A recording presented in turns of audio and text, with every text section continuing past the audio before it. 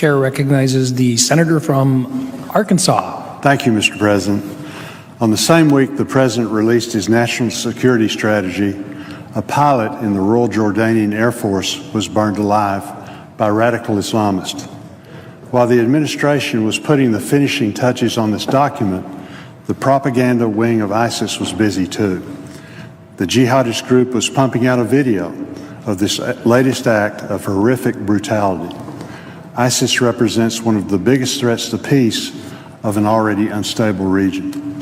These terrorists are committed to establishing a new caliphate ruled by Sharia law, where all would be forced to convert or die. They are committed to destroying all who stand in their way. If anyone embodies radical Islam, it is ISIS. Given the severity of the threat posed by ISIS, not to mention the continuing efforts of al-Qaeda to strike again, you would think a plan to take on radical Islam would be a focal part of the President's national security plan. It's not. In fact, there is no mention of radical Islam in the document at all. What is mentioned instead is global warming. Yes, global warming is discussed in the President's national security strategy, but not radical Islamic extremism. Apparently, that's not a threat to the United States. The President and his advisors have stood by this senseless narrative. In a lengthy interview with Vox, the President essentially blamed the media for overhyping the threat of terrorism. He went on to say that terrorism sells, and I quote, "It's all about the ratings." And climate change, I quote, "A hard story for the media to tell on a day-to-day basis." Just yesterday, the White House spokesman was pressed on this very issue and refused to accept the premise that terror groups like ISIS pose a greater, clear, and present danger than global warming.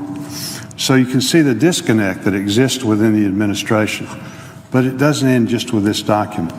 The President's budget proposal for the Department of Homeland Security would allocate tens of millions of dollars to protect against climate change. It does so while failing to dedicate funds for communities to identify and disrupt homegrown terror, despite the fact that ISIS is recruiting foreign fighters at a clip never seen before. While the majority of them are from the Middle Eastern nations, the Wall Street Journal reports that upwards of 20,000 foreign fighters have joined ISIS in the past 2 years.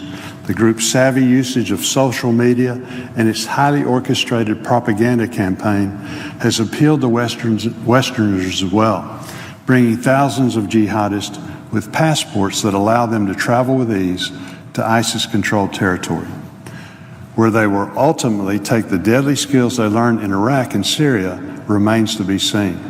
But these foreign fighters could return home or even come to the United States, giving ISIS the ability to strike on American soil. The recent attacks in Paris serve as a vivid reminder that the reach of radical Islam extends far beyond the jihadi fighters on the ground in Iraq and in Syria. Meanwhile, the Democrats in this chamber, at the behest of the President, are holding up the House-passed DHS appropriations bill. Senate Democrats have voted 3 times to filibuster the House-passed Department of Homeland Security funding bill last week. Their objection, it withholds funding for the President's unconstitutional executive actions on immigration. They're holding up the entire bill, threatening to shut down DHS to protect the President's priorities. Not because the funding is too low, not because programs need reforms. Their complaint is that the President isn't getting what he wants.